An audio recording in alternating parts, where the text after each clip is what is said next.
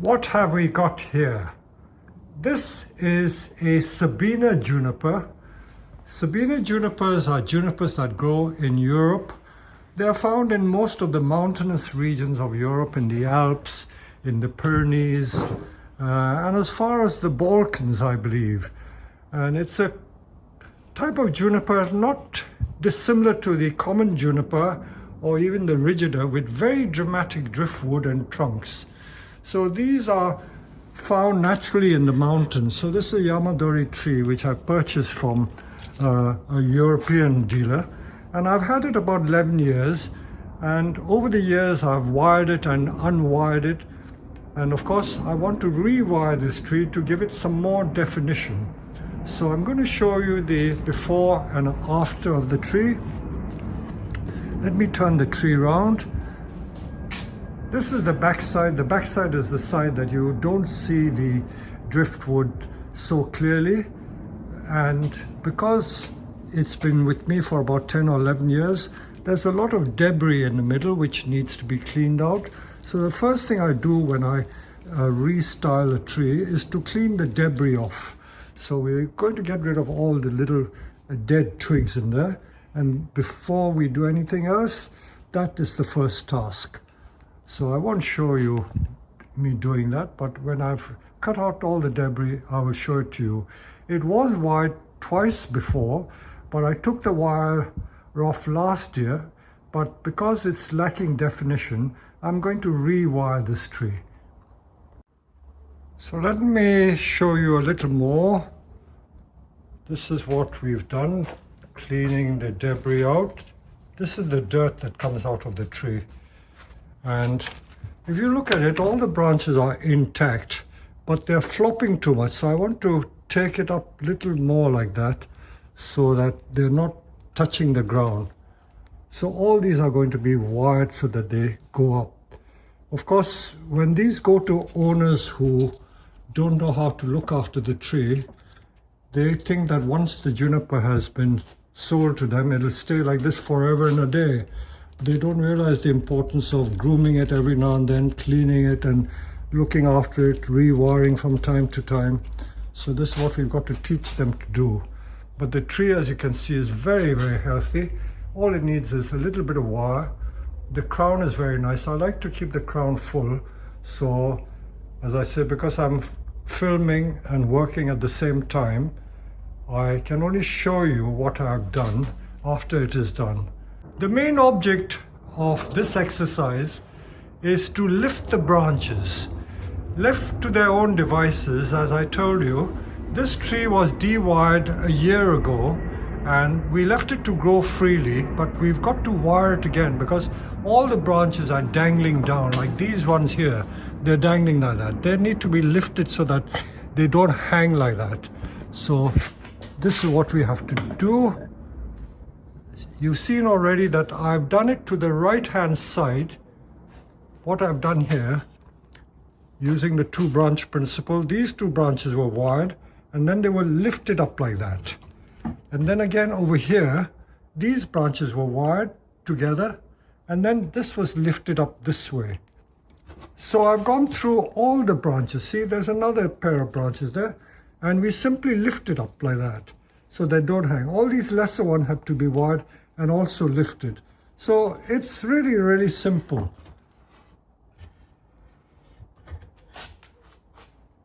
So if I go through the entire tree, you can see the two branch principle in operation, and they're wired and then pushed up. So now I have the luxury of a cameraman. Josh is filming today, but I did this work in one evening, late in the evening, and I did some videoing, but I couldn't show you the actual process. Let me explain to you what I've done. Because this tree was drooping so much, I've had to raise the branches, so I've wired them. You can see how the wiring is done. I've used 2.5 mil wire, or is it 2 mil wire, to wire these branches so that I can give it a lift like that. I've lifted it up like that. So all these branches have been lifted up like so. Not rocket science or no secrets. You see the two branch principle has been used. If we come close, you see I've wired this branch and this branch with one wire, and then this is done separately. So by wiring, I'm able to do that, give it a lift. So this is what I've done. That's all I've done to the bottom branches so that it's not hanging too much. But I still feel that the crown needs a bit of lifting, so I'm going to wire these and give it more of a pronounced crown because it'll appear more of a triangle rather than a squashed triangle. These have yet to be wired because I've got to leave spaces between the branches. So I'm going to do that. You see, that's how I look at the tree, like so. So you can see the space like that. That's what I'm going to do. You see, rather than letting it hang like that, I'm going to wire it so that it's like that. So this is the work I'm planning. So I've been working from the bottom up, but I think I will create the crown first. So this crown, I wanted to make it a bit higher. So I'm going to take two similar size branches, wire those two and lift it. So let me take it off the turntable so I can work to get the height. Okay, so I'm going to wire these two together. And for that I will use deciding on the thickness of wire is always a tricky thing to do. I can't use anything too thick.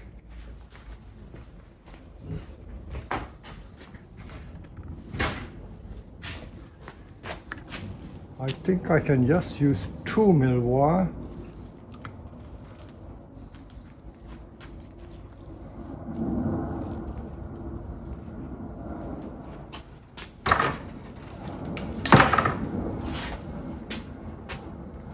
So these two branches I'm going to wire. So what I do is 2 branch principle and make sure I have enough wire to span the ends, reach the ends. So I just give it a little anchor first.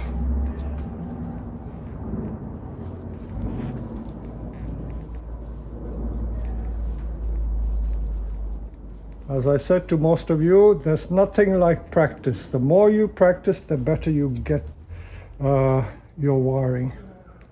Okay, so that's an anchor point.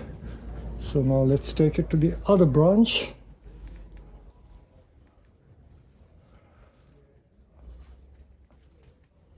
I'm not a perfectionist, so I prefer to use aluminium wire. It's easier to handle. Very good bonsai people and the professionals use copper wire. That's more difficult to handle, but it's very nice.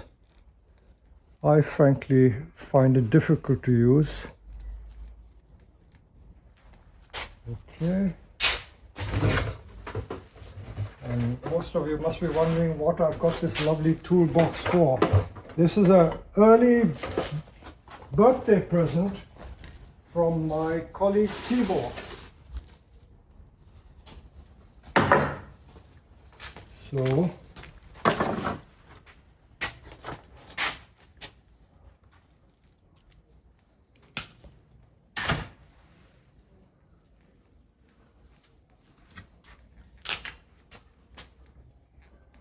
some people have asked me, can I do this or can I do this in the height of summer? Right, wiring and trimming you can certainly do in summer, but for goodness sake, don't repot. Or if you have to pot a tree up, simply put it in another pot without disturbing the root. It would be dangerous to do it at this time of the year. So with that wire on, I'm able to lift this crown. I'm lifting the crown. That's all I'm doing, lifting it up.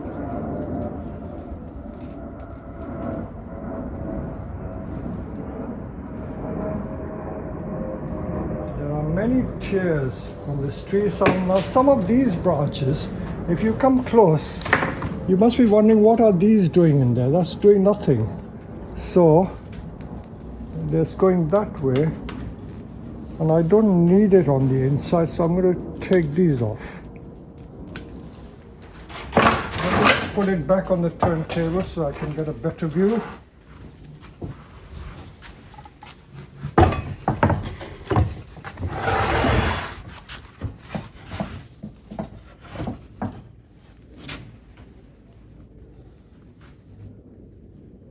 See, that's what I'm trying to do. Give it more height. Left to their own devices, these branches tend to be very floppy. That's what I've done. So I'm doing that. That has been wide.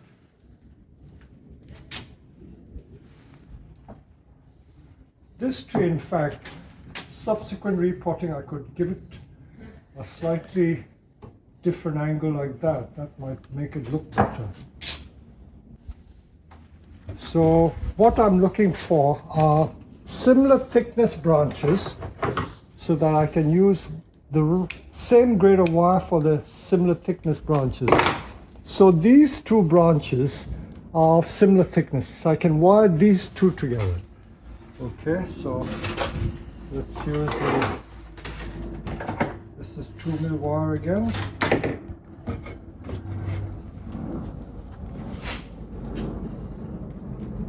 The choice of branches to cut or to dispose of,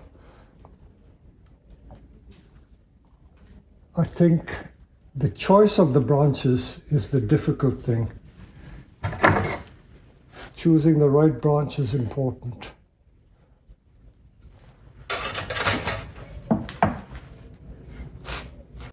So this is what we're trying to do. We're lifting it like that to create a space between this pad and this pad. So all these drooping ones have to be lifted like so. So that's what I'm trying to achieve. Knowing what you're hoping to achieve is important. It's like knowing what your goals are. You need to have a goal or an objective, otherwise you'll be just bumbling along. Okay, so the next one is to lift this one and this one. These two I'm going to lift up. Okay, so like that. So let me put another coil of wire on this one. So when you put a second coil, always follow the path of the existing wire so that it looks neat. It's literally hugging the other wire. Or some people use the term kissing. Close, tight.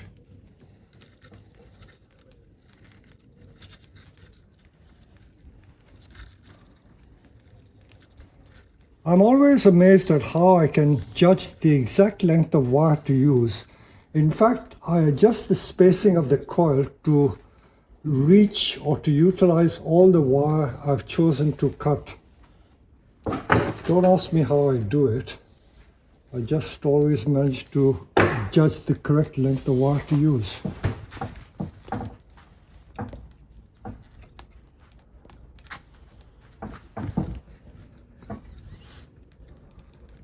Trapping branches is so easily done.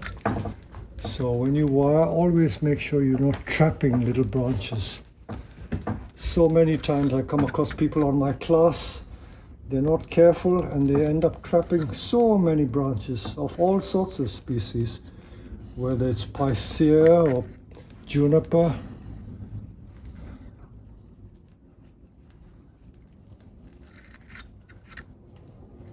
There again, you see, I cut that length of wire. I didn't know how far it's going to go, but it's going right to the very end without any wastage.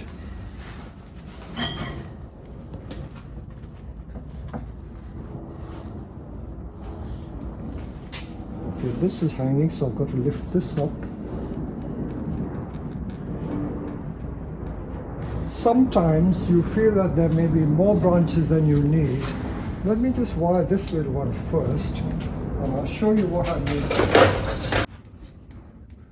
It's all right to put the wire on, but taking the wire off at the right time is also quite a momentous decision to take.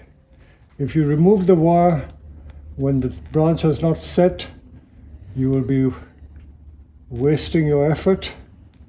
And if you leave it on too long, it can damage the branch.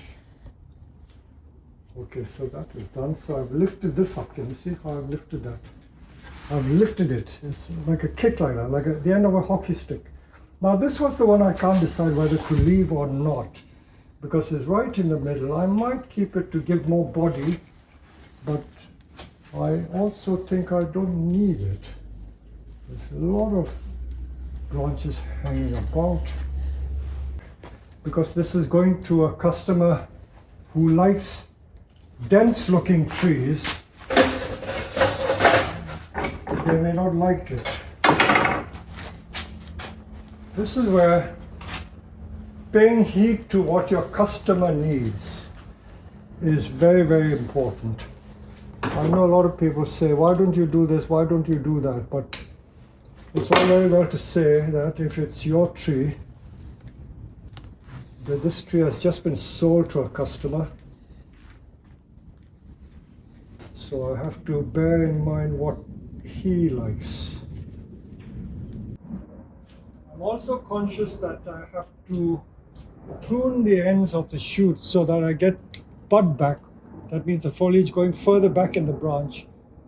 If you don't do this, it keeps getting extended and extended, and the insides of the branch becomes bare. So this is what I'm doing, very carefully taking the tip out to force it to go further back.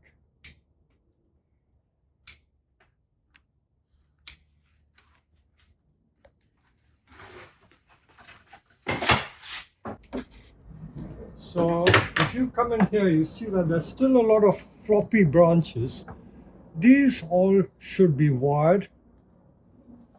That's a major branch up there, that can be wired. Although again, I think if you analyze it carefully, you may not need that one. You may not need this one. So this one here, this branch here, that I can wire. So before we wire, we get all the snags off, so make the wiring tidier. You see it does bud back, and you see how the bud back occurs there. So you'll get the new shoots from the old wood if you keep tipping it.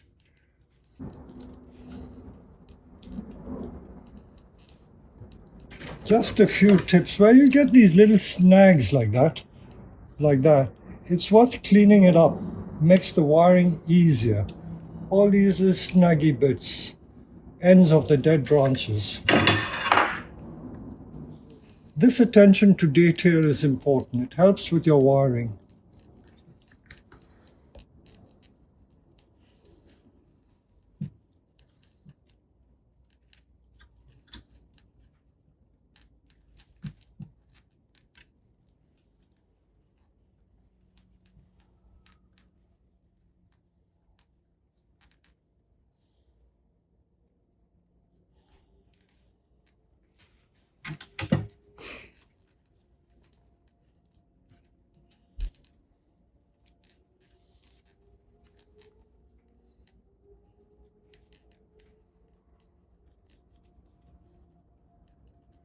I think there I should do a transition and go into finer wire.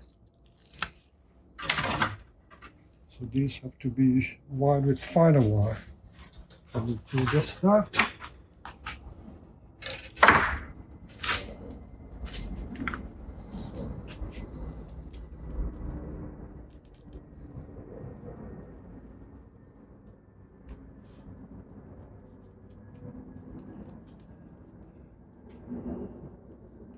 By the way, it's 30 degrees today and sweltering in the back greenhouse.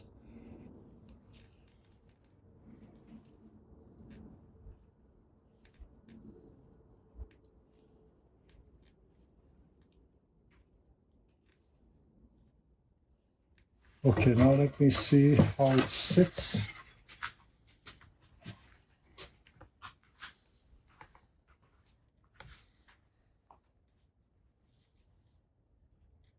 So this branch I have to lift as well.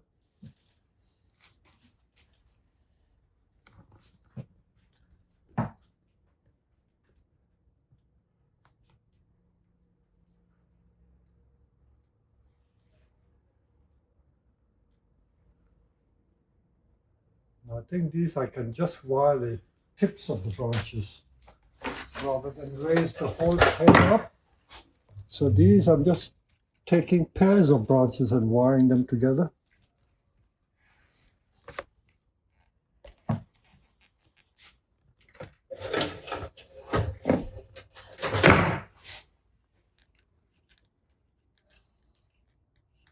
As I always say, I feel guilty showing you endless hours of just tedious wiring.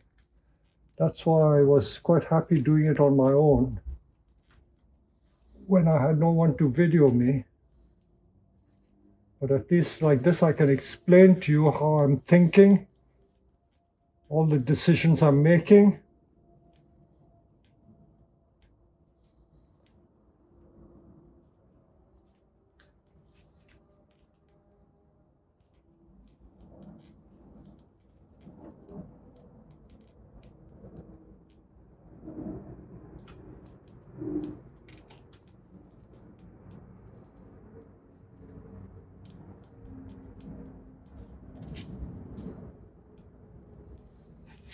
Let's revert to the front again. This is the front. Make sure that these are all lifted up like that.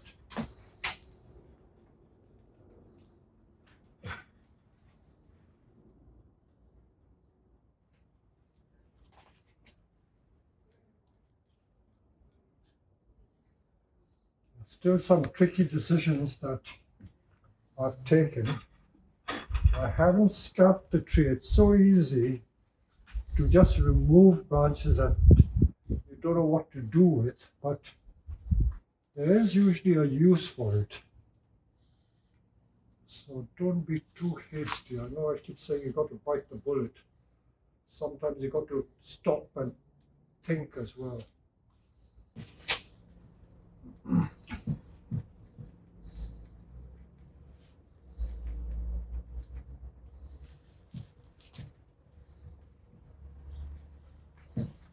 I like to have a fairly full crown. I don't want to have the crown looking too bare.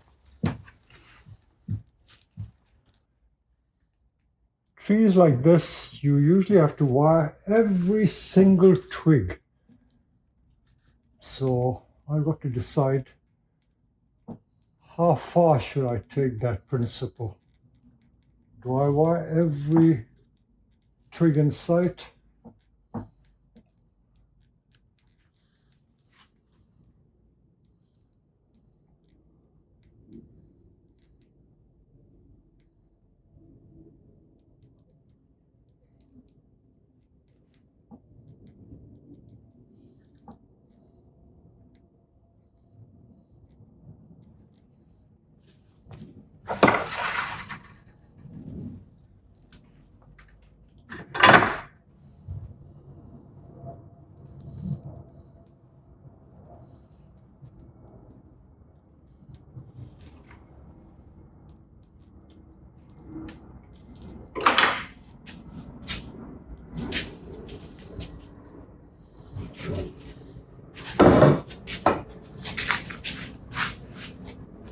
So the beauty is here. This is the beauty. I haven't yet put lime sulfur on it.